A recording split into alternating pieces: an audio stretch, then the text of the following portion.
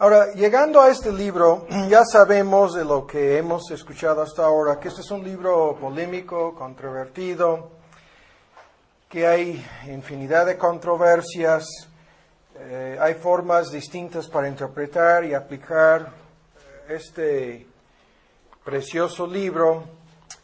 Y quiero enfatizar el hecho de que hay un sentido en que el Apocalipsis es algo muy sencillo, es como lo mencionamos ya, una parábola en algunos aspectos, porque una parábola utiliza un lenguaje muy sencillo,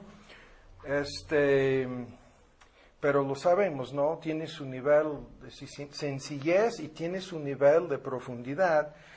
Y en este sentido, las parábolas de Cristo tenían entre varios propósitos el de revelar la verdad a algunas personas y ocultarla de otras.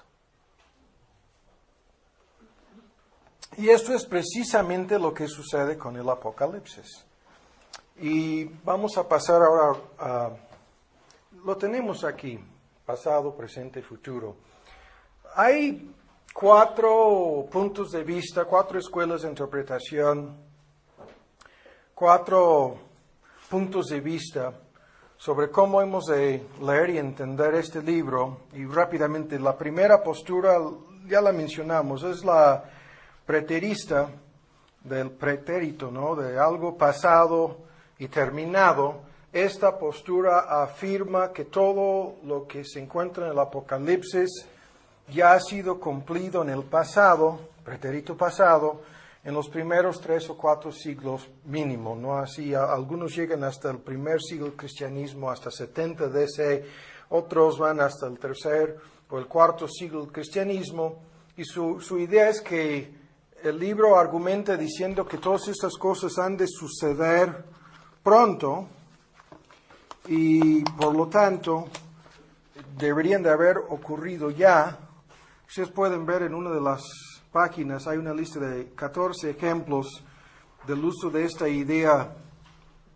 El tiempo está cerca, ¿no?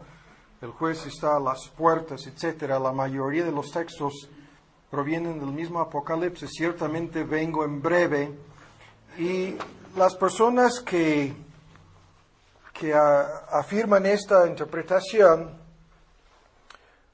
son bastantes hoy día. Es algo triste, es algo sorprendente. Los que manejan la página en internet, graciasoberana.com, sostienen esta postura y están tratando de promover en algunos argumentos y algo, de lo que yo tengo entendido también de su literatura, están tratando de convencer a todo el mundo de que la postura preterista es la correcta.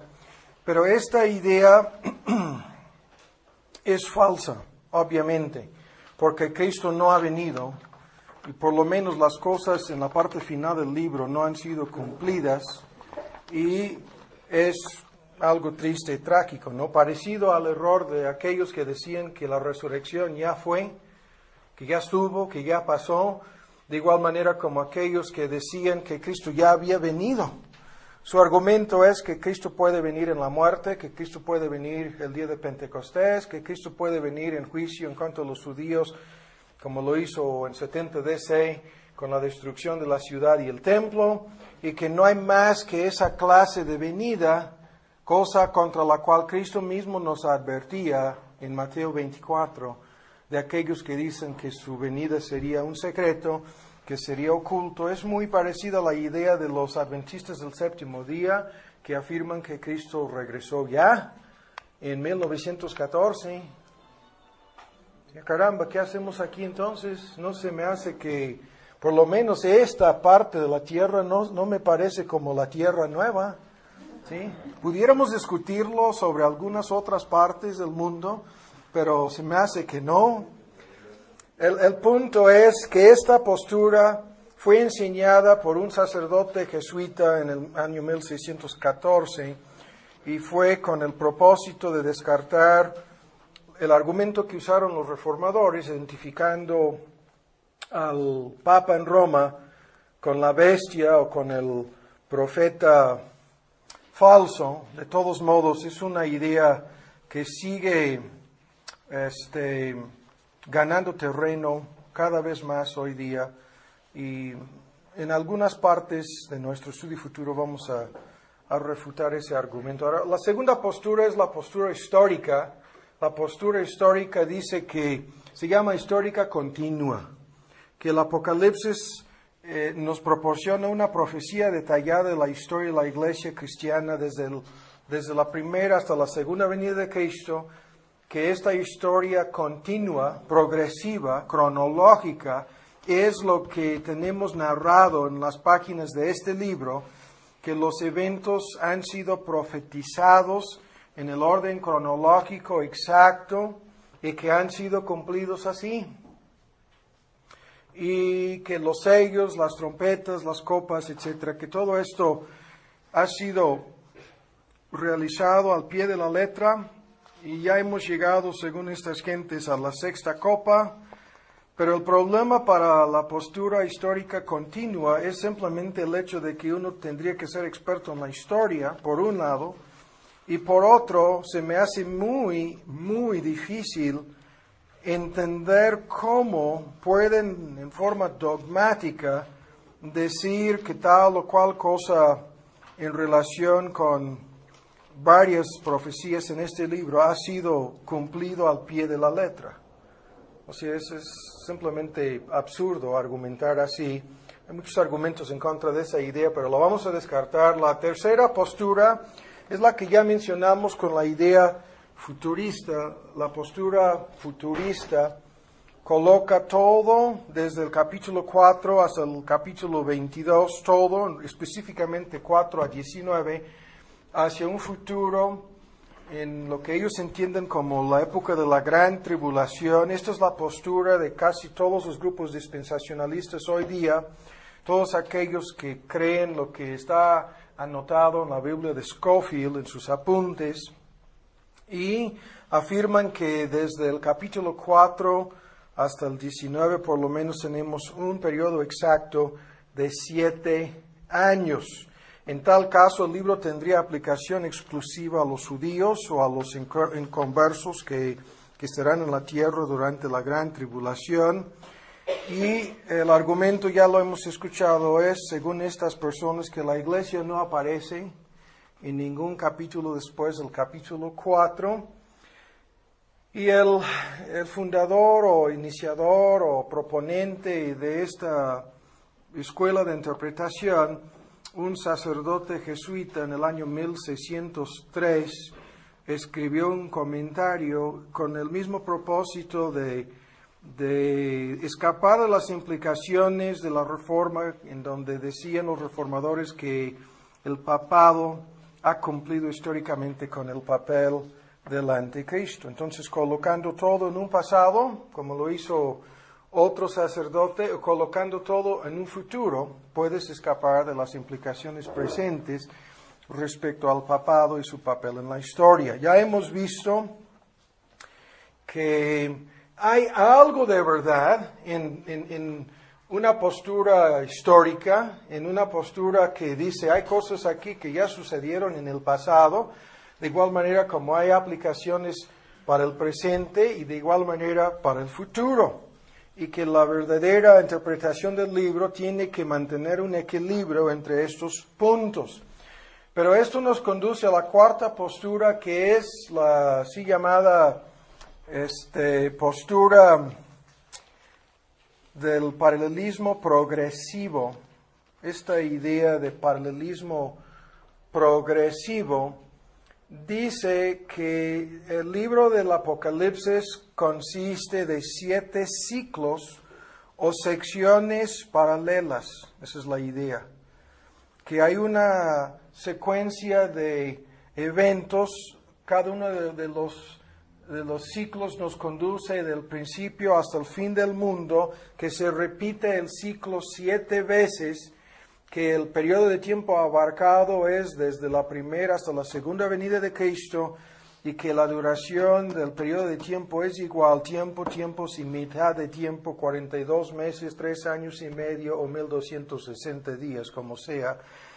y que las secciones ocurran en una forma paralela, son narradas simultáneamente como ciclos que se repiten y que abarcan el mismo periodo de tiempo. Y la idea aquí es parecida a lo que vemos en los 4 evangelios, en donde los 4 evangelios narran básicamente el mismo periodo de tiempo desde cierta perspectiva o punto de vista, dándonos detalles y dándonos explicaciones que agregan más a lo que los otros evangelios dicen, ¿no? Entonces, esta es la así llamada postura idealista. Esa es una de las formas en que ha sido explicado. Y la idea es que lo que está narrado en el Apocalipsis es simplemente lo que sucede desde el principio hasta el fin de la era o época cristiana y que se repite 7 veces. Y el argumento es que cada generación puede identificarse con estos ciclos y distintos aspectos narrados en cada uno de los ciclos.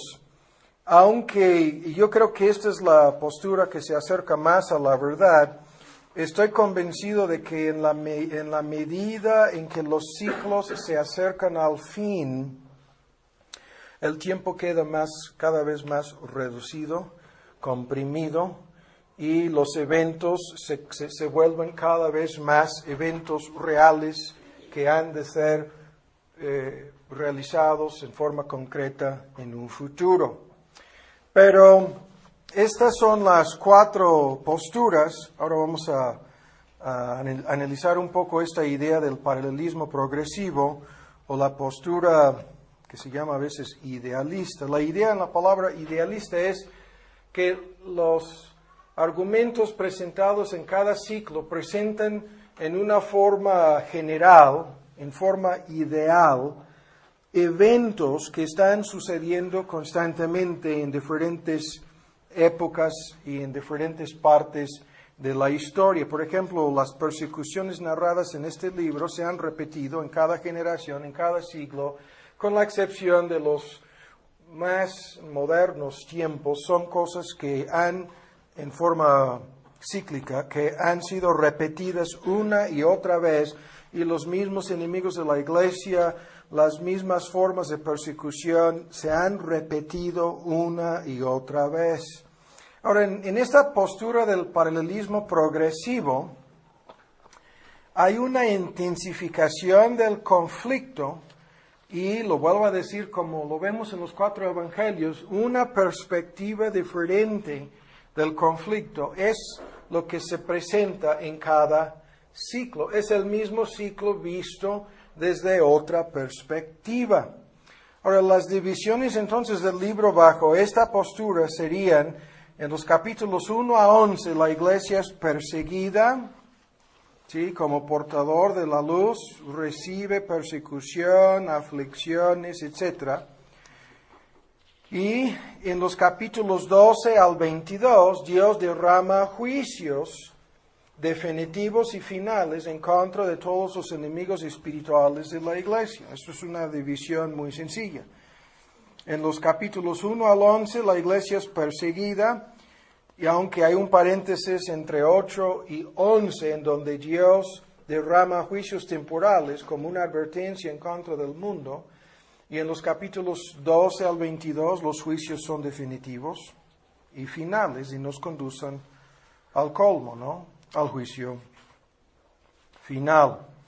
Ahora, cuando nos preguntamos cuál es la base de esta idea de que el Apocalipsis es en realidad la misma cosa narrada 7 veces desde diferentes puntos de vista, desde diferentes perspectivas, pero esencialmente el mismo periodo de tiempo narrado 7 veces, o sea, comentado desde 7 perspectivas diferentes. Cuando nos preguntamos cuál es la base de esta idea, vamos a dar algunas respuestas, y en la medida en que vamos metiéndonos más en detalles futuros, esta idea se va a aclarar cada vez más. Ahora, la primera respuesta acerca del por qué muchos eruditos han sostenido esta postura es lo siguiente: la naturaleza del libro. nos conducen a esta conclusión. Cuando hablo de la naturaleza del libro, estoy hablando del hecho de que el libro repite el mismo ciclo. Estoy hablando de el hecho de que el libro abarca el mismo periodo de tiempo 7 veces. Y aquí vamos a poner 1, 2, 3, 4, 5, 6 y aquí al final 7. Y esto lo podemos ver en una forma muy sencilla. Ahora les invito, algunos dicen, no, hemos escuchado 4 horas y ni un texto hemos visto. Sí, eso es una parte del misterio, ¿no? Ahora, en el primer ciclo que cubre los capítulos 1 a 3, ¿sí? Ahí están. Los capítulos 1 a 3 nos presenta el primer ciclo. Y los eruditos le han dado el sobrenombre de Cristo y sus iglesias, ¿no? Lo que está metido de por medio en las 7 epístolas, entre un montón de cosas las cuales vamos a ver detalladamente, es lo siguiente. Cada epístola dirigida a la iglesia particular mencionada en el texto tiene alguna referencia al fin. Por ejemplo, en 2:7, al que venciere, ¿sí?, a la iglesia en Éfeso, le daré a comer del árbol de la vida. Esto sucederá al final del libro. Es una referencia a lo que vemos en los últimos capítulos del Apocalipsis. Cristo brinca del presente cuando estaba hablando al futuro. Este presente comenzó al principio de la época o la era cristiana. Y brinca hasta la parte final del Apocalipsis, cuando todos los creyentes comerán del árbol de la vida. O sea, es una referencia clara al final. Y esto lo encontramos, este principio en donde hay una referencia al final en cada una de las epístolas. En 2:11, al que venciere, o el que venciere, la última frase, no recibirá daño de la muerte segunda. La muerte segunda es una referencia al final. O sea, les estaba hablando en el presente, pero abarca hasta no solamente la muerte de los miembros e individuos de estas iglesias, sino hasta el día final, hasta la segunda muerte, hasta el árbol de la vida, todo el paquete, ¿no? Lo mismo en 2:17, al que venciere, daré a comer del maná escondido, le daré una piedrecita blanca, etc. Y todos estos temas los vamos a ver próximamente. Pero es una referencia a las recompensas que van a recibir los creyentes en el día final de esta época, ¿no? De esta era cristiana, o el día final de los últimos días. No hay un día final, que es el fin del ciclo. Y esta idea, rápidamente, no vamos a tardar aquí, en 2:25,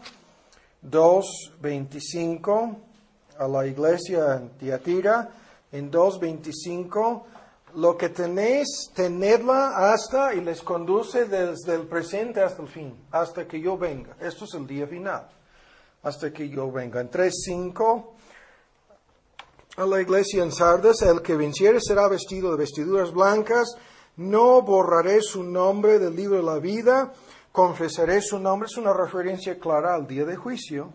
Y el día de juicio es el día cuando se pondrán a leer los nombres en el libro de la vida del Cordero, y todos los demás nombres que están en el libro de vida, como un tipo de registro civil, serán borrados de ese libro. Y en 3:11, al que venciere, a la iglesia en Filadelfia, yo le haré columna en el templo de mi Dios. Es una referencia clara a lo que es el simbolismo en la parte final, en la nueva tierra, en los cielos nuevos.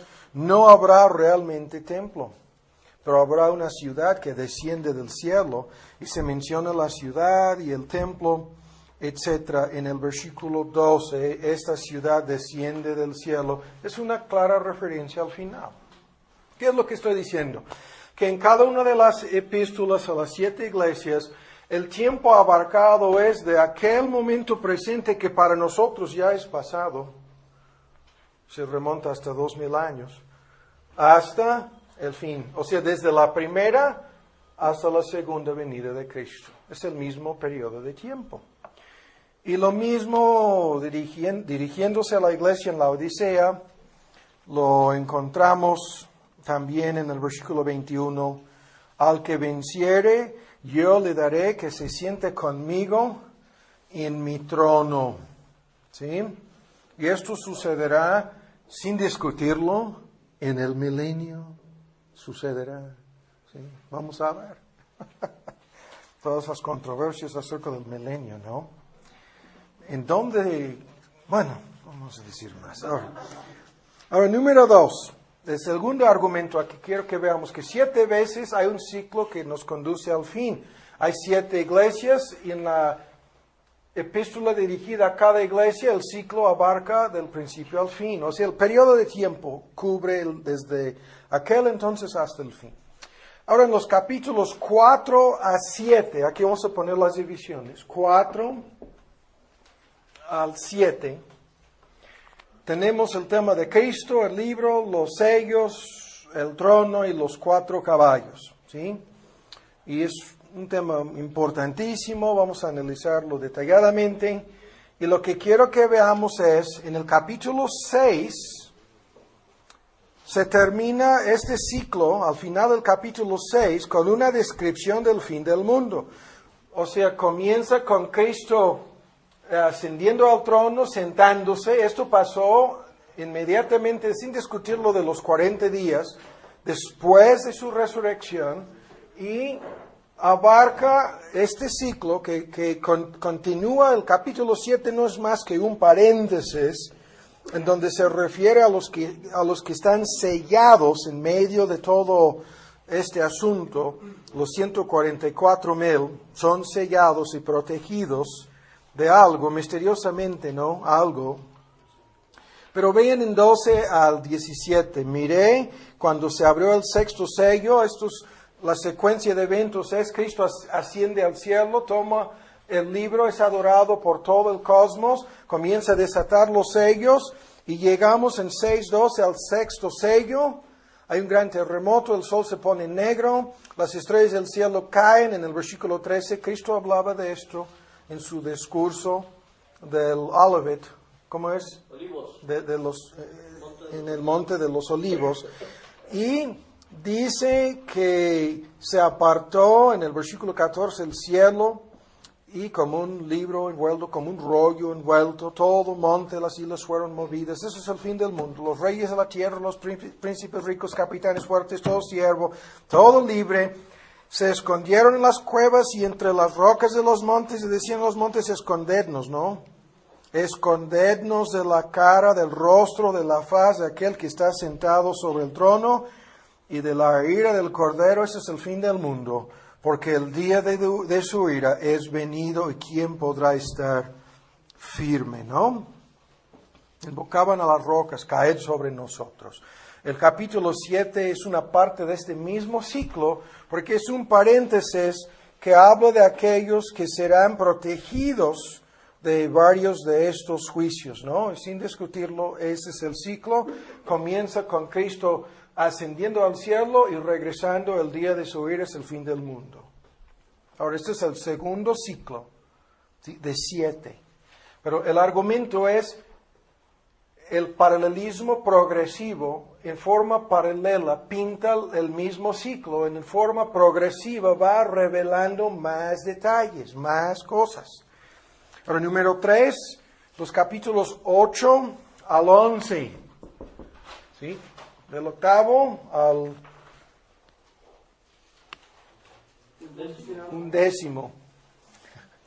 7 trompetas de juicio, que son terribles advertencias. Y en esta sección sobre las 7 trompetas de juicio o advertencia, los capítulos, o sea, número 8 hasta número 11, vean en 10, ¿lo tienen? 6, que hay un juramento acerca de la cercanía del fin del tiempo.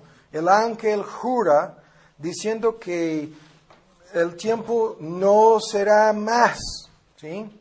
Esto es una referencia que ya en este ciclo, llegando ya al capítulo 10, la narración nos está conduciendo otra vez al final. Y en 11, capítulo 11, cuando se toca la séptima trompeta, 11, 15, ya lo tienen, este es el fin del mundo. El ángel tocó la trompeta, fueron hechas grandes voces en el cielo, decían: los reinos del mundo han venido a ser los reinos de nuestro Señor y de su Cristo, y reinarán para siempre jamás.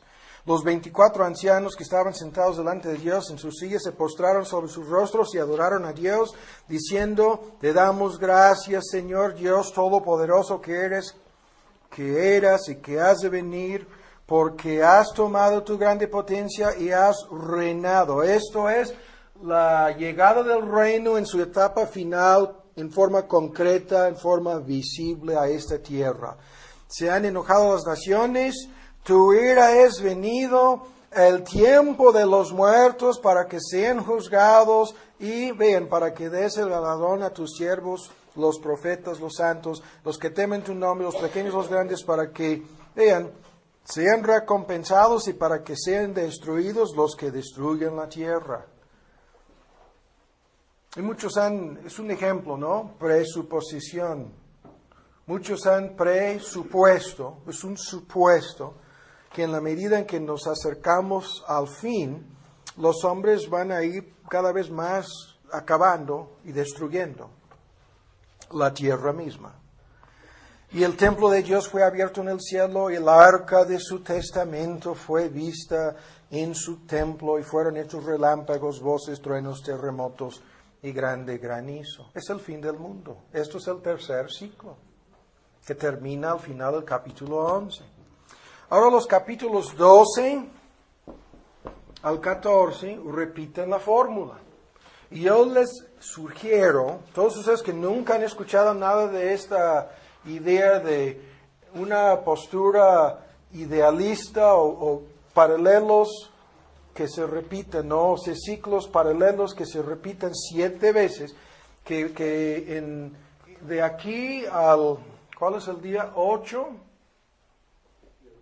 de octubre, que se pongan a leer el libro desde esta perspectiva, haciendo notas, ¿no? Para ver si esto es cierto o no. Pero termina el capítulo 12, comienza el ciclo, y es con la encarnación de Cristo, con su muerte, los eventos en relación con su ministerio terrenal y ascensión al cielo, y el argumento pasa hasta el capítulo, ¿ya lo tienen? 14. Miré, y aquí una nube blanca, 14. Sobre la nube, uno sentado semejante al Hijo del Hombre, que tenía en su cabeza una corona de oro, y en su mano una hoz afilada. Y el otro ángel salió del templo y clamaba en alta voz al que estaba sentado sobre la nube: mete tu hoz. Esto es la siega final. Esa es la cosecha final. Y en el versículo 18, otro ángel salió del altar, el cual tenía poder sobre el fuego, y clamó con gran voz al que tenía la hoz aguda, diciendo: mete tu hoz. Así, ¿no? Es una descripción tremenda de una cosecha final. En la descripción tenemos la figura de una viña y de cómo la sangre sube hasta los frenos de los caballos, hasta la altura de los frenos de los caballos, ¿no? Y luego a una distancia, 600 estadios son 300 kilómetros. Y es una descripción de una matanza, un tipo de masacre a la hora final, y es en el contexto Dios aplastando a sus enemigos y vengándose, ¿no?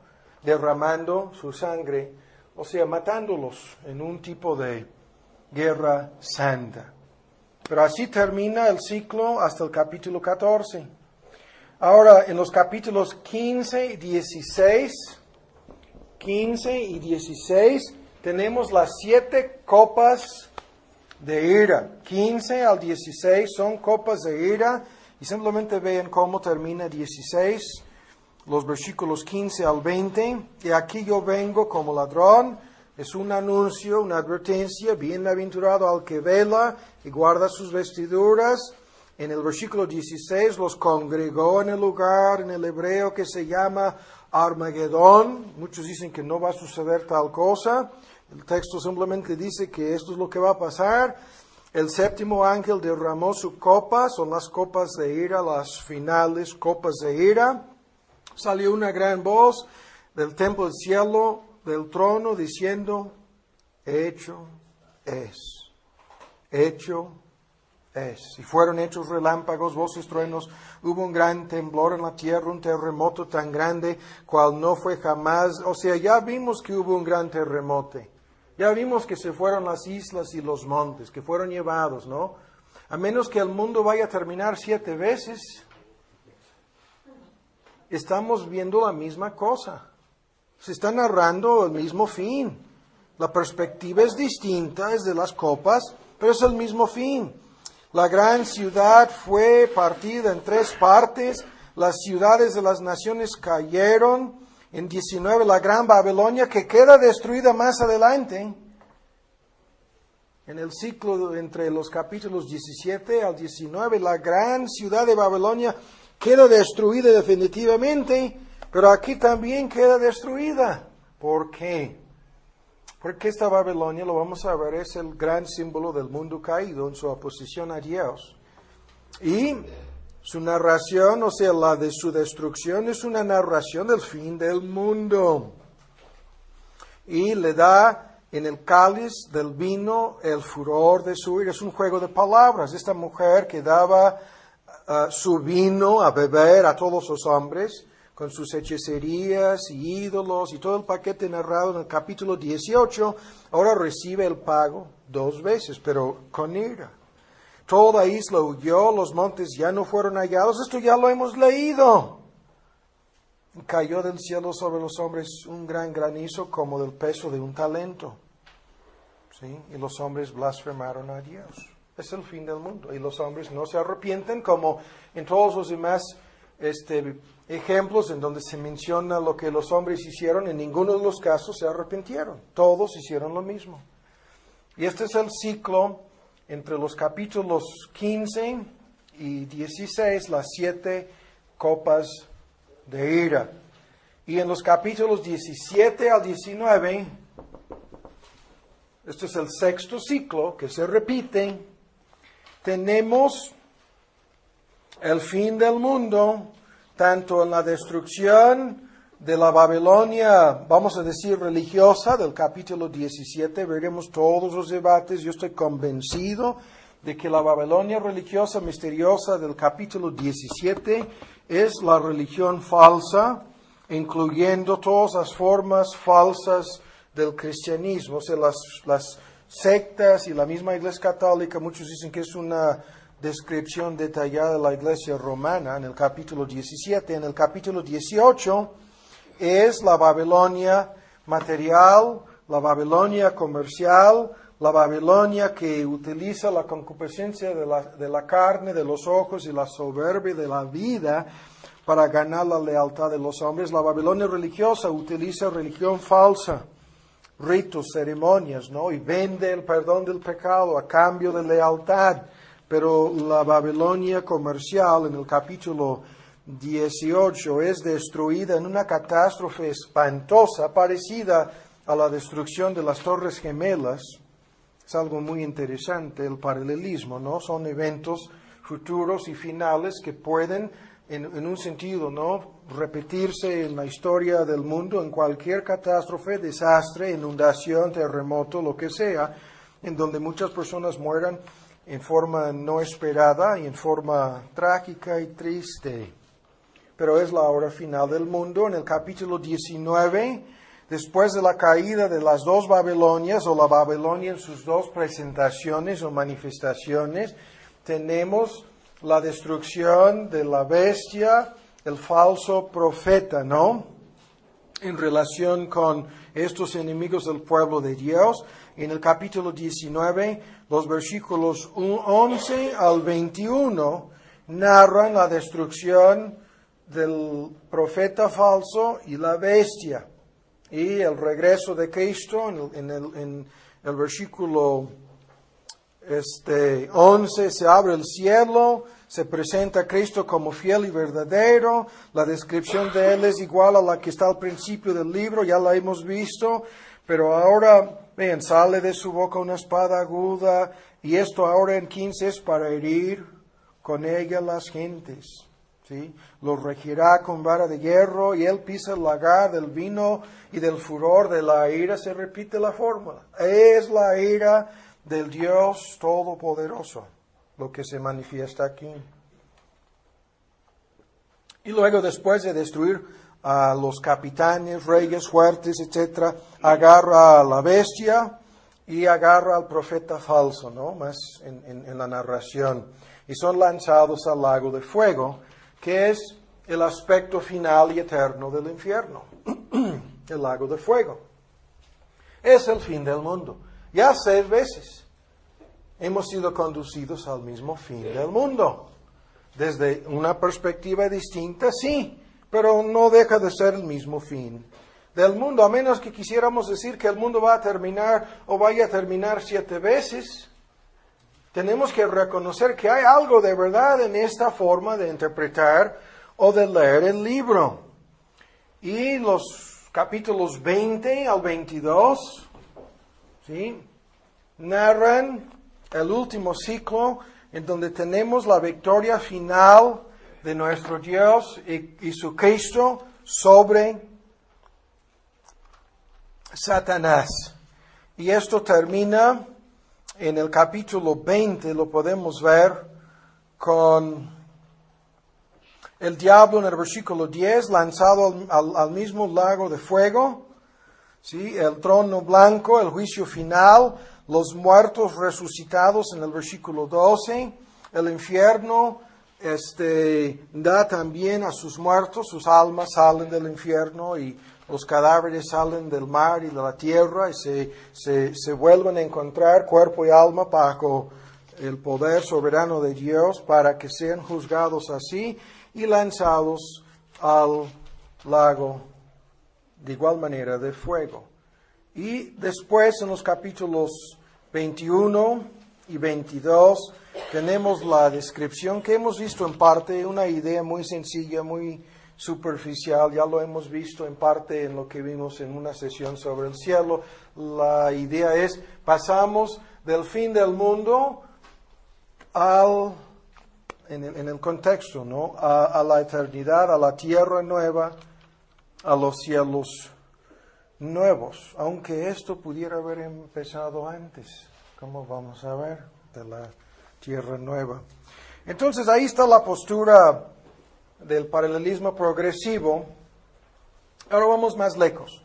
El libro del Apocalipsis también puede ser entendido en este esquema, en esta forma, no solamente porque se repiten 7 veces la misma fórmula, sino también porque el libro se encuentra lleno de símbolos. Esto es algo muy importante y vamos a discutirlo en todos los estudios futuros. La simbología del Apocalipsis es un tema que nadie puede pasar por alto. Al decir que el Apocalipsis usa símbolos, no queremos hacer lo que algunos autores y comentaristas hacen. No queremos descartar el hecho de que estos símbolos hablan de realidades. Simplemente estamos diciendo que el libro es narrado usando un lenguaje en su mayor parte simbólico. ¿Sí? Y esto nos avisa desde el principio sobre la necesidad de tener mucho cuidado, sobre el hecho de no caer necesariamente de no ponernos excesivamente dogmáticos, así lo voy a decir. Pero hay una lista de ejemplos, el tiempo se nos acabó el día de hoy, espérenme un segundo, a ver si lo encuentro aquí. De la mayoría de estos símbolos, cuando digo la mayoría, son símbolos muy importantes. Veremos más adelante algo sobre esto. Vean un ejemplo, 1:20. Esta fórmula se repite, yo creo como 15 veces, 20 veces en el libro. Dice, las 7 estrellas que has visto, 1:20, en mi diestra, ¿sí? Y los 7 candeleros de oro, las 7 estrellas que dice, son ángeles. Ahí se interpreta el símbolo. Las 7 estrellas son los ángeles de las 7 iglesias. Y los 7 candeleros que has visto son las 7 iglesias. Ahí tenemos algo muy sencillo. Cuando la Biblia dice, este símbolo, ¿sí? Así lo vamos a poner. Este símbolo significa X cosa, nadie lo puede discutir. Es algo importantísimo. Así la Biblia misma nos ayudará a interpretar la gran mayoría de estos símbolos. Pero el hecho de que hay algunos símbolos que no se pueden entender con plena certidumbre o con plena, ¿cuál es la palabra aquí? Con plena certeza, es también algo muy importante, como vamos a ver. Pero el uso de símbolos, esto lo vemos en el primer capítulo, vean, capítulo 1, versículo 1, en el primer versículo del libro. La revelación de Jesucristo que Dios le dio para manifestar a sus siervos las cosas que deben suceder pronto, la declaró enviándola por su ángel a Juan su siervo. Ahora la palabra la declaró, la dio a conocer, se traduce en la versión actualizada en español, declaró en símbolos. La palabra griega significa dar una señal, indicar a través de señales, señalando, y la idea simbólicamente, varias cosas.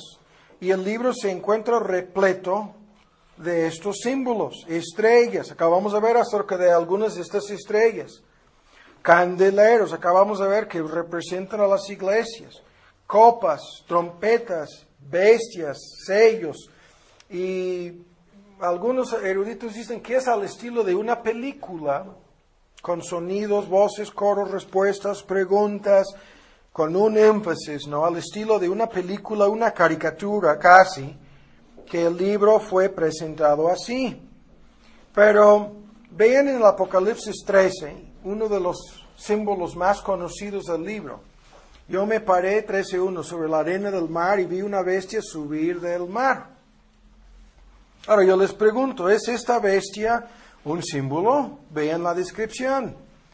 Tenía 7 cabezas, 10 cuernos, sobre sus 10 cuernos diademas, sobre las cabezas de ella el nombre de blasfemia. Y vean la descripción, semejante, eso es un código, es una descripción importantísima. Cuando digo un código, lo que quiere decir es una pauta a seguir. Semejante a un leopardo, ¿sí? Y se repite la fórmula. Y sus pies semejante o como, así como de oso. Y su boca, y la idea se puede traducir como si fuera la boca de un león, ¿sí? Semejante. Todo el argumento no es un símbolo. Y vi una de sus cabezas como herida de muerte, pero la llaga de su muerte fue curada. Y se maravilló toda la tierra en pos de la bestia. Esto es un símbolo, indiscutiblemente. De la misma manera que en el capítulo 12, ve, en el capítulo anterior, una gran, el primer versículo, señal, símbolo, apareció en el cielo. Una mujer vestida del sol. Y esta mujer no es la Virgen Morena.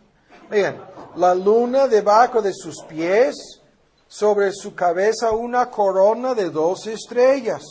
Y estando embarazada, clamaba con dolores. Es la prueba de que no es la Virgen Morena ni de Tepeyac, ni de los Remedios, ni de San Juan del Río, ni... ayúdenme ustedes, que algunos de ustedes no saben mejor que este gringo. Vean, no es esa mujer la que el símbolo representa, pero porque esta mujer estaba embarazada y cuando dio a luz, el que nace es Cristo. Y la mujer es indiscutiblemente una referencia a Israel bajo el Antiguo Testamento, la esposa de Jehová. Sin discutirlo. Esto lo veremos a su tiempo, ¿no? En el momento indicado. Pero es un símbolo, porque Israel no es ninguna mujer real, ni tampoco embarazada. ¿Sí? Nada de eso. Pero ¿cuál es el punto? Símbolos. ¿Sí? A lo largo y a lo ancho del libro, muchísimos símbolos. A su tiempo indicado, veremos, voy a traer unas hojas con ejemplos y la larga lista de símbolos tomados en su mayor parte del antiguo pacto. Pero hay símbolos tales como el libro de vida, que se encuentra en ambos testamentos, como los 4 animales que se encuentran en Ezequiel y Isaías, de igual manera como el Apocalipsis, como caballos y jinetes que se encuentran en Apocalipsis 4, en Zacarías y en el libro de los Salmos. Hay rollos que se encuentran en Génesis, Zacarías, Ezequiel y Isaías. Hay trompetas de juicio en Éxodo 7 a 11. Hay plagas en el mismo libro de Éxodo. Hay 2 testigos en Ezequiel 40, en Zacarías 2 y Zacarías 4. Hay una mujer, un hijo, un dragón, etcétera, en el libro de Génesis, en el mismo libro de los Salmos. Hay una nube blanca y uno como el Hijo del Hombre sentado sobre la nube en Daniel en su capítulo 7 y en su capítulo 10. Hay la caída de Babilonia en Isaías, Jeremías, Daniel, Habacuc, Ezequiel, etc. De igual manera como en los capítulos 17 y 19 del Apocalipsis. Hay Gog y Magog en Ezequiel 38 y 39. De igual manera como al final del capítulo 20 del Apocalipsis.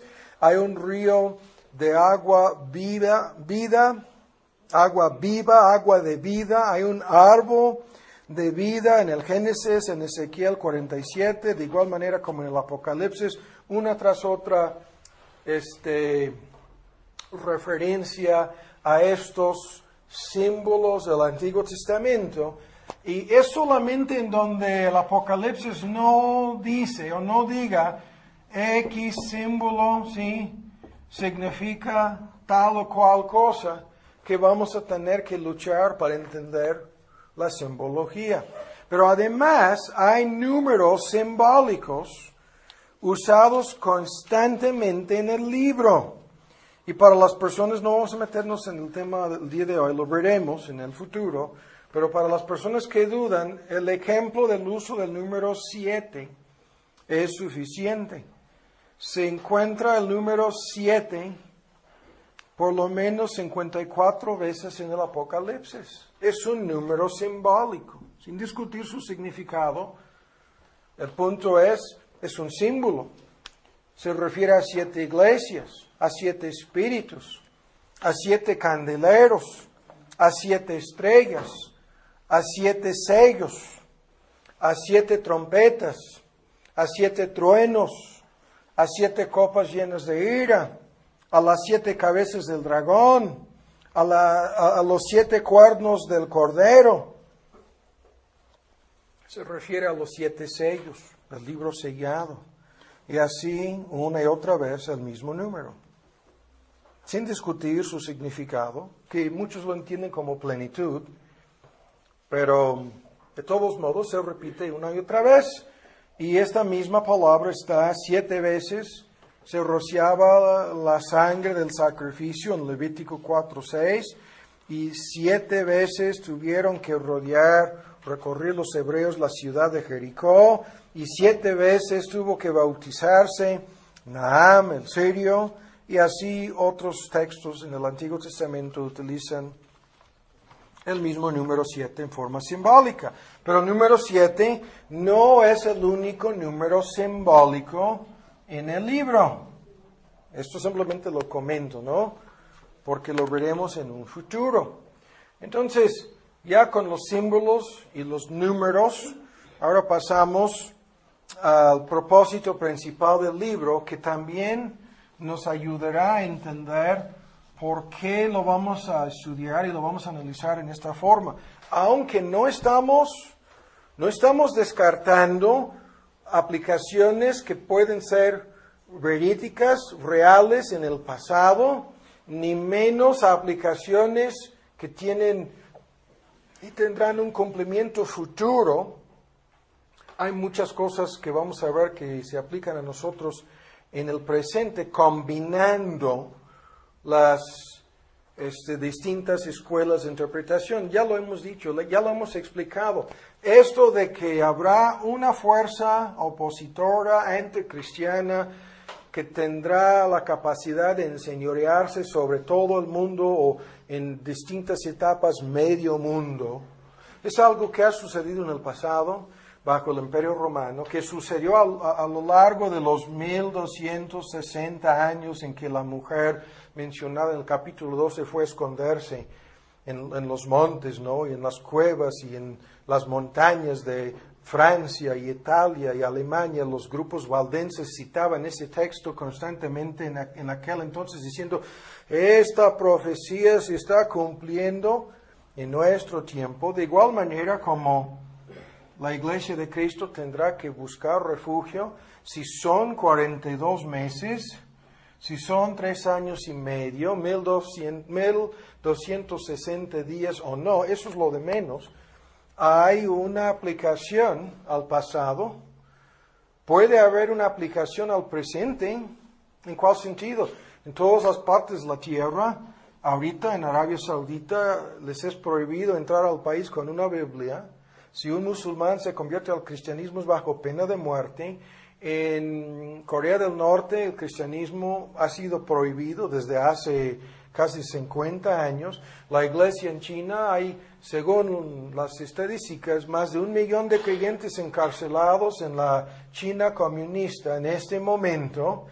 Y así sucesivamente, ¿no? Las personas que están en el presente sufriendo de esa clase de persecución pueden identificarse como víctimas de este poder anticristiano, pueden buscar ayuda de Dios y el diablo hace guerra contra ellos y el mundo terminará así en un futuro. En ese sentido, hay algo de verdad en todas estas distintas escuelas de interpretación. Pero ahora veamos el propósito del libro. Y rápidamente vamos a apurarnos porque no hemos llegado el día de hoy ni a la mitad de lo que yo tengo apuntado aquí. Está bien. Ahora, ¿cuál es el propósito del libro? Rápidamente vamos a dar 6 o 7 respuestas. Primero, queda obvio a la luz de lo que hemos escuchado que el Apocalipsis interpreta la historia, sí, nos da lo que vimos al principio, un filtro, una perspectiva, un tipo de lente, o sea, un tipo de visión o perspectiva para interpretar la historia, tanto pasada como la historia presente, como la historia futura. Sí, todo esto es cierto, pero al mismo tiempo no nos proporciona un bosquejo cronológico del futuro. No nos proporciona un bosquejo cronológico del futuro. Algunos de ustedes se acuerdan de los estudios que hicimos sobre los 4 caballos y sus jinetes. Y afirmábamos que estos 4 caballos salen a cada ratito. ¿Sí? Han cabalgado así por este país repetidas veces, especialmente aquel caballo que trae una balanza en su mano, ¿no? Que trae una catástrofe económica y devaluaciones de la moneda. ¿Sí? Le hemos visto pasar por este país repetidas veces.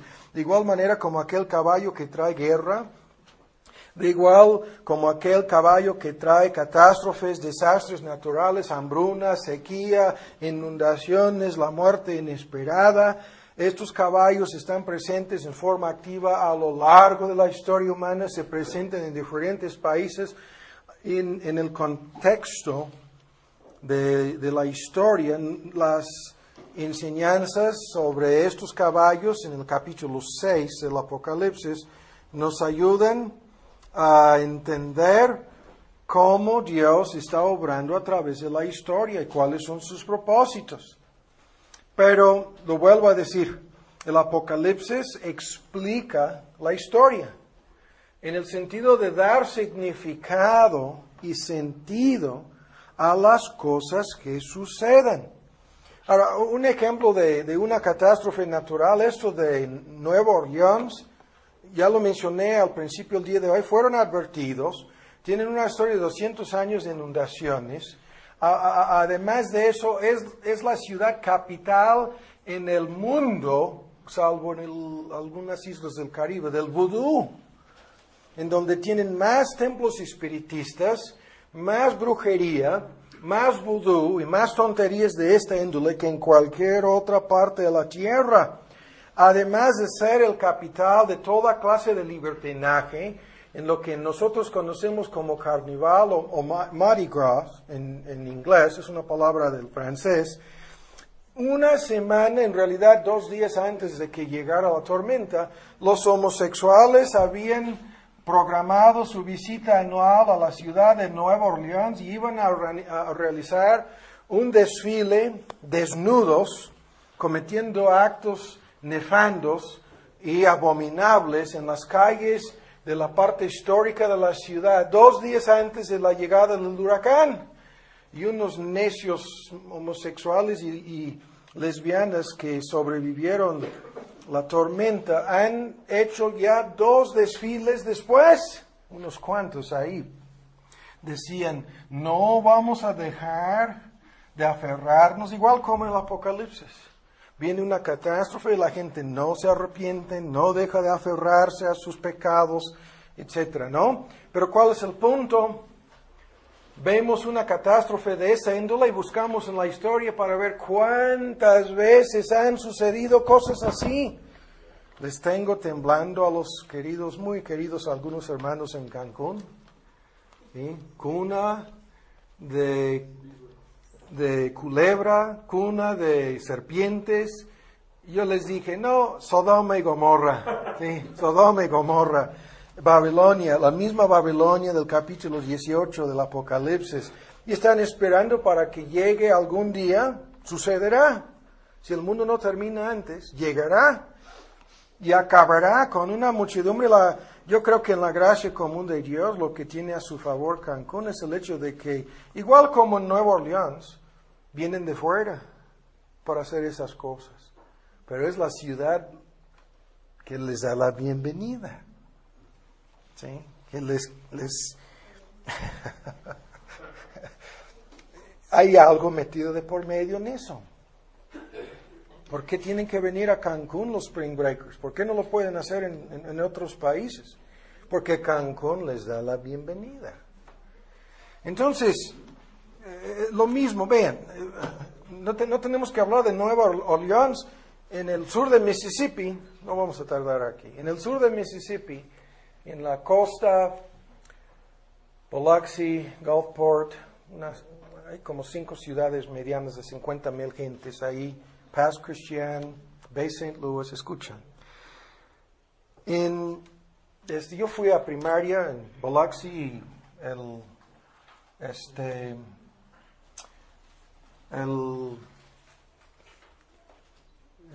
¿cuál año? El segundo año de preparatoria, o lo que sería bachillerato aquí en Biloxi. En 1990 aprobaron una ley en el estado de Mississippi para que se construyeran casinos, ¿sí? Por todos lados, escuchan. En 15 años, estamos hablando, yo pasé por esa ciudad en 1992, la última vez cuando nació Carolina. Tengo amigos, hemos estado tratando de comunicarnos con algunos amigos. La suposición nuestra es que sobrevivieron porque la zona en donde está su casa no quedó bajo agua. Pero vean, En 15 años se construyeron casi un sinnúmero de casinos. Las estadísticas subieron de casi 0 de turistas y visitantes a un promedio de 12 a 15 millones de personas que van cada año a visitar ahí en el sur del estado de Mississippi, sobre el Golfo de México, sobre la costa Biloxi, Gulfport. Escuchen, el gobierno del estado recibe $500,000 diario de los impuestos, exactamente, de los hoteles, de las tarifas que tienen que pagar y así. Pero porque es un estado en el cinturón de la Biblia, porque es un estado en donde, en contraste con Nueva Orleans, en donde son católicos, descendientes franceses, son en su mayor parte grupos evangélicos, muchas iglesias, incluso bautistas en Mississippi, no querían que su tierra quedara contaminada con esto del juego.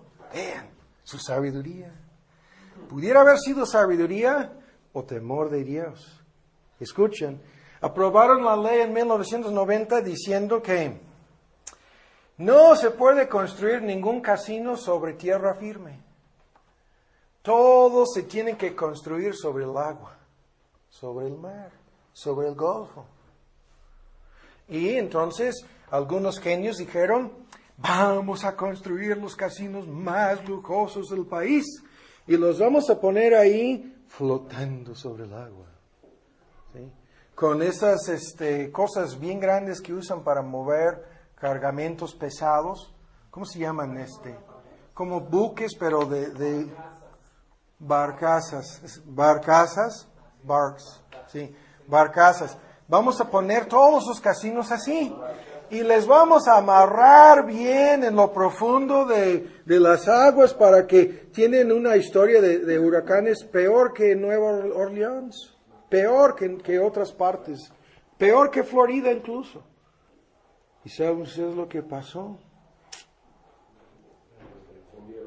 Llegaron 15 metros de agua, de oleaje, de marea por arriba del nivel normal, 15 metros por arriba en algunas partes.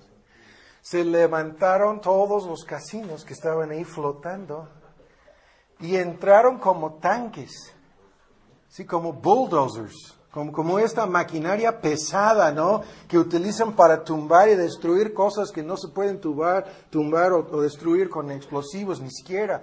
Entraron los casinos flotantes y arrastraron todo. Hoteles, casas, 5,000 viviendas en Biloxi destruidas por los casinos flotantes. Y ahora están diciendo en las iglesias, se equivocaron al aprobar la construcción de los casinos aquí. Porque ahora estamos perdiendo, el gobierno estatal está perdiendo sus $500,000 diarios, ¿sí? Y peor el asunto. Hay 30, 40 mil gentes mínimo en cada una de estas ciudades que perdió su chamba. No tienen chamba, no tienen casa, no tienen servicios. O sea, agua, luz, nada. Además de muchos muertos. Y ahora se están preguntando, está saliendo en los periódicos, en el internet, ¿será el juicio de Dios? Se están preguntando, es una cosa que caiga sobre Nueva Orleans, una cosa así, pero sobre nosotros, ¿cómo? El Apocalipsis nos ayuda a entender la historia, dando sentido y significado a la historia. Y en ese sentido hay muchas cosas aquí sin discutirlo el día de hoy que pueden tener cumplimientos múltiples. No estoy diciendo que ninguna de estas cosas está aquí en forma exacta, pero los principios que explican estas cosas aquí se encuentran. Entonces, esto no quiere decir que no habrá un cumplimiento final de la mayoría, sino todas las cosas mencionadas en el Apocalipsis. Tendrán un cumplimiento final apocalíptico, sí. Pero estas cosas cuando suceden, nos obligan, vean uno de los principios, nos obligan a enfrentarnos con el fin antes del fin. Yo estaba pensando tanto en la serie sobre las pérdidas con la gente. Nada de agua potable, nada de luz, aire acondicionado, alimentos, transporte, viviendas. Se quedaban ahí atrapadas en el ático y muchas de las personas rompieron y se subieron al techo a quemarse en el sol. 40 grados diarios, ¿no? Esperando 3, 4, 5 días para que un helicóptero llegara para rescatarnos. Y yo pensaba, bueno, ¿cuántas de estas personas se habrán enfrentado con el fin de su mundo o el fin del mundo antes de llegar al fin? Y esto es lo que el Apocalipsis hace al conducirnos 7 veces al final o al fin del mundo, porque nos habla de cómo debemos reaccionar y de cómo van a reaccionar la mayoría. En este sentido, ¿qué es lo que estamos diciendo? Explica la historia. ¿Sí? Y las personas en el presente, en cualquier catástrofe de esta índole, incluso en tiempos de guerra, hambruna, ¿sí? Terremotos, etc., en el presente comienzan a pensar en el significado de la historia, pero este significado de la historia toma una dimensión muy personal cuando yo soy la persona atrapada en la casa, cuando yo no hice caso de las repetidas advertencias, cuando yo no tomé en serio la historia de mi propia ciudad, ni la orden federal de abandonar la ciudad. Cualquier persona que haya muerto en este desastre en la ciudad de Nueva Orleans, en contraste con otras cosas, es culpable de su propia muerte. Cualquier persona. Al no hacer caso de las advertencias, se hizo cómplice.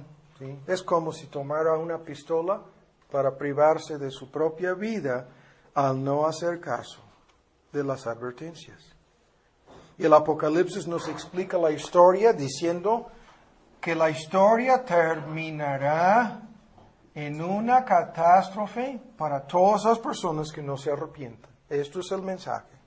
La historia personal y la historia colectiva de los inconversos terminará en forma desastrosa. ¿Sí? En una forma horrible. Algunas de las descripciones aquí son más espantosas que una película de terror. Pero además, el Apocalipsis es un libro, ya lo hemos explicado en parte, ya lo hemos visto, que nos habla de Cristo y su papel en la historia. Es un libro que nos habla de Cristo y su iglesia. Nos habla de Cristo y las 7 iglesias. Nos habla de Cristo en medio de sus iglesias. Y nos habla de la presencia de Cristo con la iglesia militante y la iglesia triunfante una y otra vez. Nos habla de la iglesia protegida en medio de tribulaciones. Nos habla de la iglesia sacudida en medio de tribulaciones y dificultades. Nos habla de la iglesia preservada, de la iglesia santificada, de la iglesia perfeccionada a través de todas estas cosas. Y como vamos a ver en un futuro, la iglesia está presente en cada escena, en cada parte principal del Apocalipsis. La iglesia y Cristo. Pero aún más, esto es algo que muchas personas pasan por alto, nos habla del papel crucial que la iglesia desempeña en la historia del mundo. Y esto lo comenté yo en un estudio hace poco, creo en el sur, de cómo las cosas no son como parecen ser. Y el hecho de que lo que sucede en la iglesia y con los creyentes es más importante de lo que sucede en Washington, de lo que sucede en Los Pinos. Porque es a través de su iglesia que Dios está realizando sus propósitos en este mundo, sus propósitos de gracia, sus propósitos de amor, sus propósitos de misericordia. Todo lo de juicio, catástrofe e ira lo vemos en lo demás. Pero en la iglesia vemos sus propósitos eternos de amor, de gracia, de salvación. Y aún más, vean, el Apocalipsis nos habla acerca de los reinos que se oponen al reino de Dios. Reinos, ¿no? Nos habla del reino de Satanás, nos habla del reino de este mundo presente, nos habla de toda una serie de fuerzas, una lista de enemigos que se levantan en contra de Cristo y su iglesia, hablando de este reino de Dios establecido en sus 2 etapas, en forma espiritual en el corazón de los creyentes ahora, en forma visible en la tierra, físicamente hablando en un futuro. Ese reino será establecido, pero el argumento es que la presencia del reino de Dios ahora da lugar a una terrible lucha, a un conflicto entre estas 2 fuerzas opuestas, ¿no? Un conflicto terrible es lo que vemos. Un conflicto, ¿no? Terrible es lo que vemos a lo largo del libro. Y este conflicto es algo sobre el cual tenemos mucho que aprender. Algo que el Apocalipsis nos ayuda a entender. Porque el conflicto en su dimensión espiritual no cambia. Y en las tácticas usadas no cambia. Y en las fuerzas que se oponen no cambia. La única cosa que cambia son las personas involucradas. De nuestra parte, de parte del diablo y sus ángeles, siguen siendo los mismos. Pero en este sentido, el Apocalipsis nos da muchas enseñanzas acerca de este conflicto espiritual y nos dice claramente una serie de cosas. Primero nos dice que el conflicto está centrado en la iglesia. El diablo, desde las primeras epístolas dirigidas a las 7 iglesias en Asia Menor, lo vemos. El diablo se dirige en este conflicto a atacar a las iglesias. Y si hay algo del cual hemos de percatarnos, algo del cual debemos ser conscientes nosotros reunidos en este lugar el día de hoy, es precisamente de este hecho. El diablo es incansable en sus ataques, en sus maquinaciones, en sus artimañas. El diablo no se cansa de atacar a la iglesia. Y prediqué hace poco sobre el tema, robándole de Spurgeon la idea básica. Tenemos el día de hoy una copia de este sermón, Satanás considerando a los santos. Y en el estudio grabado yo tomo las ideas de Spurgeon y las amplío un poco para dar más aplicaciones o ilustraciones, pero el diablo no deja de atacar las iglesias, porque él sabe perfectamente bien cuál es el papel de la iglesia y las iglesias locales en este conflicto. Él sabe que la iglesia cristiana es el administrador de los asuntos del reino de Dios en la tierra. Él sabe que las llaves del reino de Dios pertenecen a la iglesia. Él sabe, escuchen el argumento, que si él puede hacer un desastre en la iglesia, que si él puede frustrar, si él puede enredar, si él puede bloquear a la iglesia, si él puede convertir la iglesia cristiana en una casa dividida contra sí, que si él puede debilitar la iglesia local, que si él puede atacar a los miembros, y siempre su primera táctica es de atacar a los más débiles, si él puede lograr que la iglesia sea negligente, como lo vemos en la Odisea, o medio muerta, como lo vemos en otros ejemplos en las 7 iglesias, si él puede lograr que la iglesia no cumpla, como en Sardis, que la iglesia no cumpla con sus responsabilidades, entonces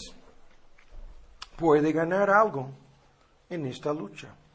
lo sabe perfectamente bien. Y por lo tanto, se dedica de día y de noche a atacar a la iglesia cristiana y cada uno de sus miembros. Y esto lo vemos claramente en el libro. Y en forma representativa vemos lo que Dios hace para proteger a sus iglesias.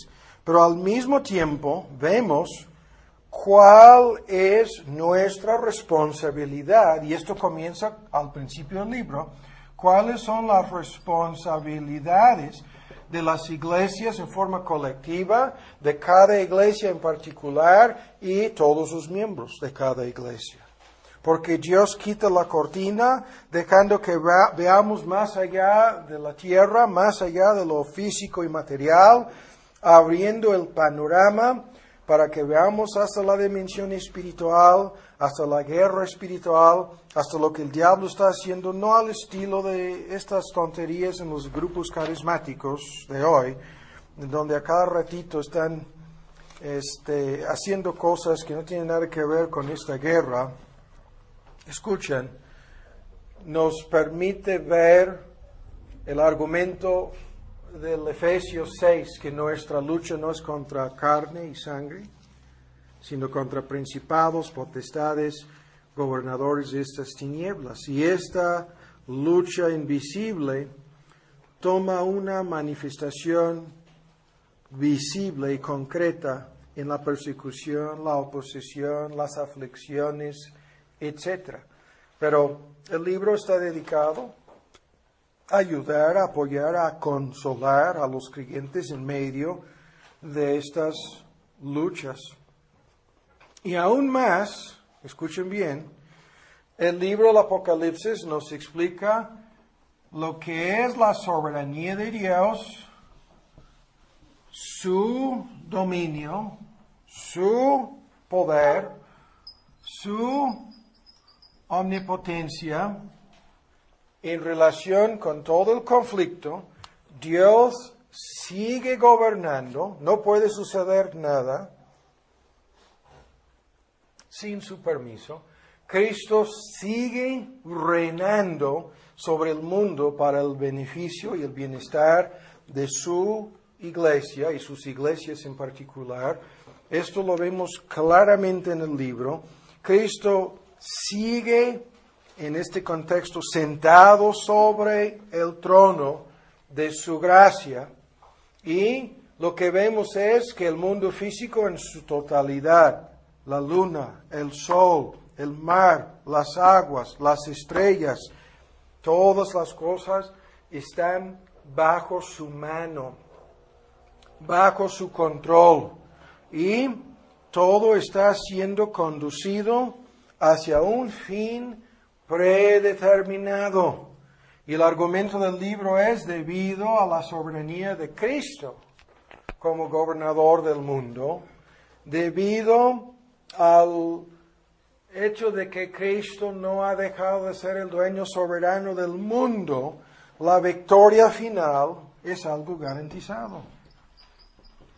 La victoria final, no estoy diciendo lo que dicen en las iglesias carismáticas modernas, de que la victoria la tenemos garantizada y con tal que la pidamos, la tendremos al instante. No, eso no es cierto. Hay una lista de ejemplos aquí en donde Cristo se dirige a ciertos diciendo, ustedes tendrán que pasar por la cárcel, y a otros, ustedes tendrán que aguantar persecución tanto tiempo, y a otros, algunos de ustedes morirán en mi causa como mártires, ¿no? Entregando sus vidas para la gloria de Dios, etcétera, ¿no? Y hay una serie de ejemplos en donde todo parece haber terminado mal, en donde aparentemente el enemigo ganó la victoria, en donde aparentemente Satanás ha sido victorioso, pero solamente en apariencia. Solamente es en apariencia la victoria del diablo, porque a lo largo y lo ancho del libro, el victorioso es Cristo. El que sale como más que vencedor es Cristo. El que sigue conquistando y el que sigue ganando cada vez más terreno es Cristo. Cristo en este libro triunfa sobre la muerte, sobre el Hades, sobre el dragón, sobre la bestia, sobre Babilonia, sobre todos los hombres que adoran a la bestia. Vean, Cristo siempre es victorioso y en virtud de nuestra relación con Él, nuestra victoria final es garantizada, ha sido garantizada por la sangre del Cordero. Somos, como el título que Hendrickson dio a su comentario sobre el Apocalipsis, tomando prestado el lenguaje apostólico en Romanos 8, más que vencedores. ¿Sí? Más somos nosotros, más que vencedores en este conflicto. Y no puedo resistir, el tiempo se nos fue. Ya vamos a terminar. No puedo resistir la tentación de comentar sobre esto, ¿no? El testimonio de cada pastor fiel que asiste regularmente a estas sesiones y conferencias en el instituto es exactamente lo que estamos diciendo, ¿no? Que a pesar de tanta oposición, tantos conflictos, tantas dificultades, las cosas han salido así y han sido más que vencedores en medio de todo esto. Y esto es el propósito final del libro, de consolar, edificar, apoyar y santificar a los creyentes. Eso es su propósito. Hablando de que el tiempo está cerca. Bueno, esto lo vamos a ver, las controversias acerca de la cercanía o la idea de si está lejos o a una distancia cercana al fin del mundo. Todo esto lo veremos, pero desde la perspectiva del Apocalipsis, el fin está cerca siempre. Porque el tiempo que Dios nos ha dejado en este mundo es siempre corto para cada uno de los creyentes, y porque la totalidad de nuestra peregrinación, lucha, combate y conflicto espiritual en esta vida, en contraste con la eternidad, no es nada. Es un breve, muy breve periodo de tiempo. Y a los pastores, algunos de ustedes experimentados en estas luchas y conflictos en relación con doctrinas falsas y tratando de poner en orden sus iglesias, saben que mirando hacia atrás, hacia algunos meses o días o semanas de conflicto y lucha, parecen como si no fueran nada estos tiempos. Ahora, desde la perspectiva que tenemos, ¿no?, de nuestra propia historia y experiencia en todo esto. Pero el punto, el Apocalipsis nos proporciona una consolación diciéndonos que la segunda venida de Cristo está más cerca de lo que pensamos, el fin de todas las cosas llegará pronto, y lo que cuenta en el presente es que seamos buenos soldados. Lo que cuenta en el presente es que vivamos a la luz de esta victoria final, que seamos buenos soldados, ¿no? Esa frase apostólica de portarse varonilmente, esta idea de ser buenos soldados de la cruz, de no ser cobardes, de no fallar en nuestra responsabilidad y de pedir la ayuda y la presencia de Dios en el presente para vivir la vida cristiana. Esto es el mensaje principal del Apocalipsis. Y para nosotros muchas veces nos es difícil leer el libro y verlo en esta forma debido al fenómeno tan raro que estamos viviendo en el siglo XX, ahora al principio de un siglo nuevo. tenemos aproximadamente en algunos países 30, en otros países 50, en otros países 100, en otros 200, en algunos lugares en la tierra 300 años en que hemos disfrutado de la libertad religiosa, sin persecución de parte del Estado, de parte de la iglesia oficial, y esta, voy a decir, cosa tan rara en la historia del cristianismo, este fenómeno único en la historia de la iglesia, nos obstaculiza.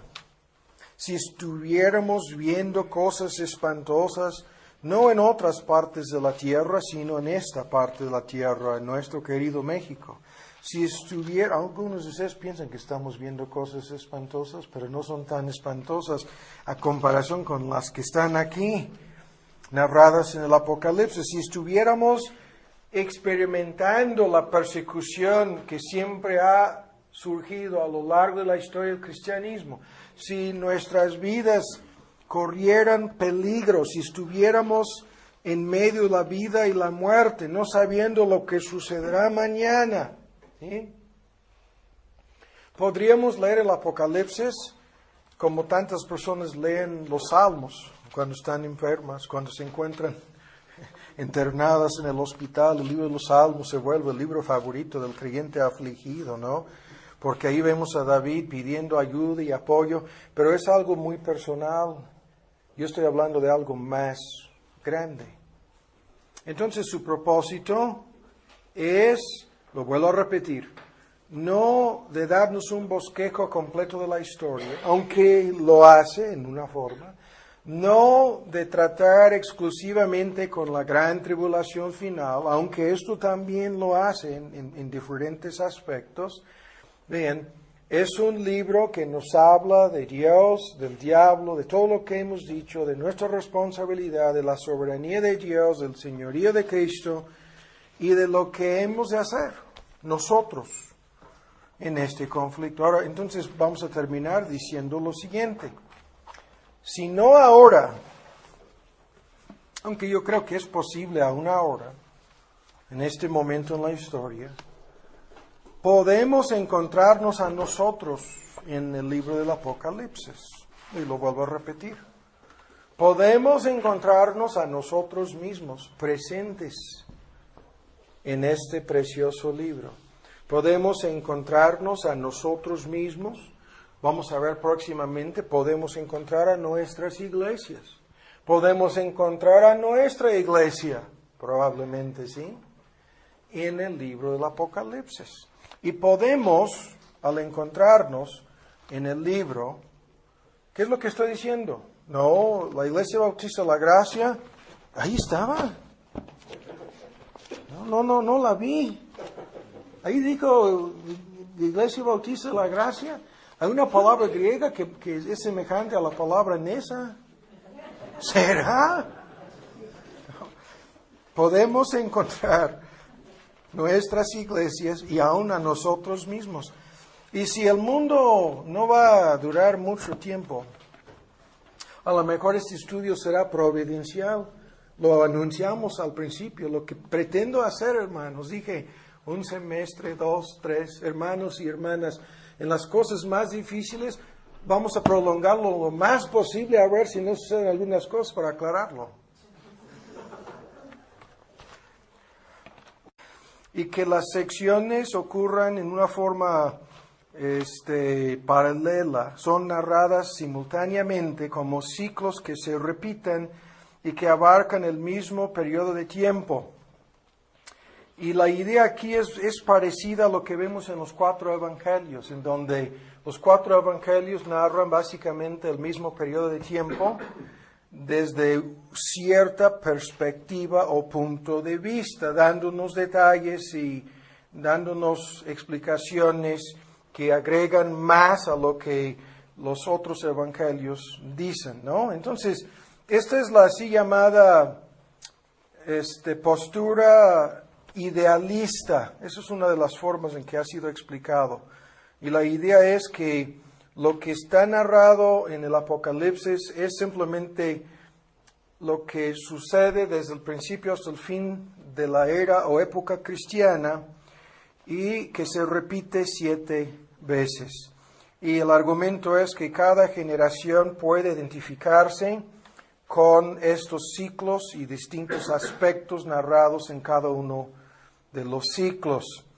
Aunque yo creo que esta es la postura que se acerca más a la verdad, estoy convencido de que en la medida en que los ciclos se acercan al fin, el tiempo queda cada vez más reducido, comprimido, y los eventos se vuelven cada vez más eventos reales que han de ser realizados en forma concreta en un futuro.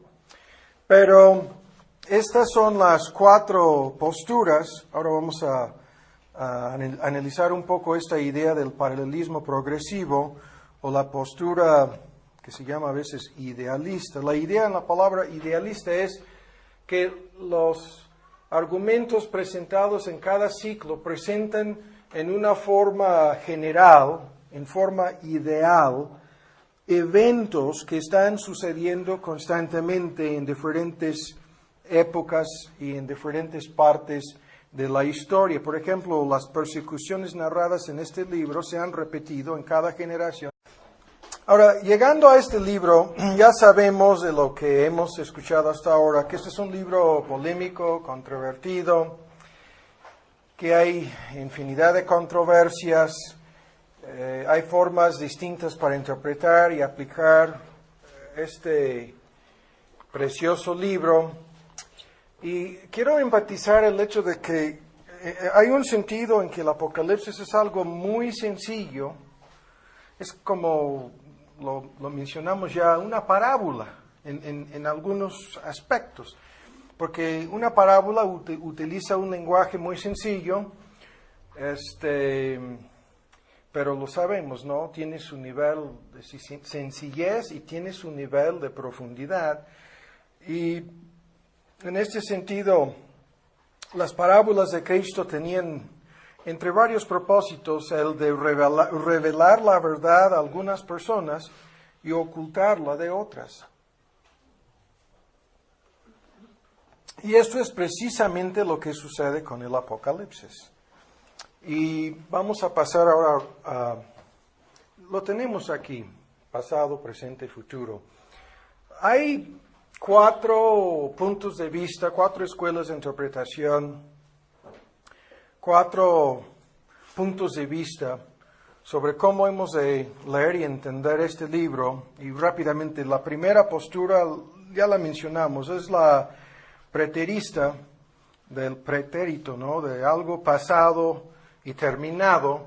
Esta postura afirma que todo lo que se encuentra en el Apocalipsis ya ha sido cumplido en el pasado, pretérito pasado, en los primeros 3 o 4 siglos mínimo, ¿no? Así, algunos llegan hasta el primer siglo del cristianismo, hasta 70 DC, otros van hasta el 3er o el 4 siglo del cristianismo, y su idea es que el libro argumenta diciendo que todas estas cosas han de suceder pronto, y por lo tanto deberían de haber ocurrido ya. Ustedes pueden ver en una de las páginas, hay una lista de 14 ejemplos del uso de esta idea. El tiempo está cerca, ¿no? En tal caso, el libro tendría aplicación exclusiva a los judíos o a los inconversos que estarán en la tierra durante la gran tribulación. Y el argumento, ya lo hemos escuchado, es, según estas personas, que la iglesia no aparece en ningún capítulo después del capítulo 4. Y el fundador o iniciador o proponente de esta escuela de interpretación, un sacerdote jesuita en el año 1603, escribió un comentario con el mismo propósito de escapar de las implicaciones de la Reforma, en donde decían los reformadores que el papado ha cumplido históricamente con el papel del anticristo. Entonces, colocando todo en un pasado, como lo hizo otro sacerdote, o colocando todo en un futuro, puedes escapar de las implicaciones presentes respecto al papado y su papel en la historia. Ya hemos visto que hay algo de verdad en una postura histórica, en una postura que dice hay cosas aquí que ya sucedieron en el pasado, de igual manera como hay aplicaciones para el presente y de igual manera para el futuro. Y que la verdadera interpretación del libro tiene que mantener un equilibrio entre estos puntos. Pero esto nos conduce a la cuarta postura, que es la así llamada postura del paralelismo progresivo.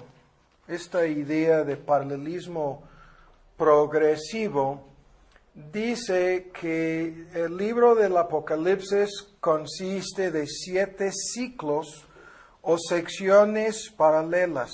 Esa es la idea. Que hay una secuencia de eventos, cada uno de los ciclos nos conduce del principio hasta el fin del mundo, que se repite el ciclo 7 veces, que el periodo de tiempo abarcado es desde la primera hasta la segunda venida de Cristo, y que la duración del periodo de tiempo es igual, tiempo sin mitad de tiempo, 42 meses, 3 años y medio o 1260 días, como sea. Pues está a las puertas, etcétera. La mayoría de los textos provienen del mismo Apocalipsis. Ciertamente vengo en breve. Y las personas que afirman esta interpretación son bastantes hoy día. Es algo triste, es algo sorprendente. Los que manejan la página en internet, graciasoberana.com, sostienen esta postura y están tratando de promover en algunos argumentos y algo, de lo que yo tengo entendido también de su literatura, están tratando de convencer a todo el mundo de que la postura preterista es la correcta, pero esta idea es falsa, obviamente, porque Cristo no ha venido y por lo menos las cosas en la parte final del libro no han sido cumplidas y es algo triste y trágico, ¿no? Parecido al error de aquellos que decían que la resurrección ya fue, que ya estuvo, que ya pasó, de igual manera como aquellos que decían que Cristo ya había venido.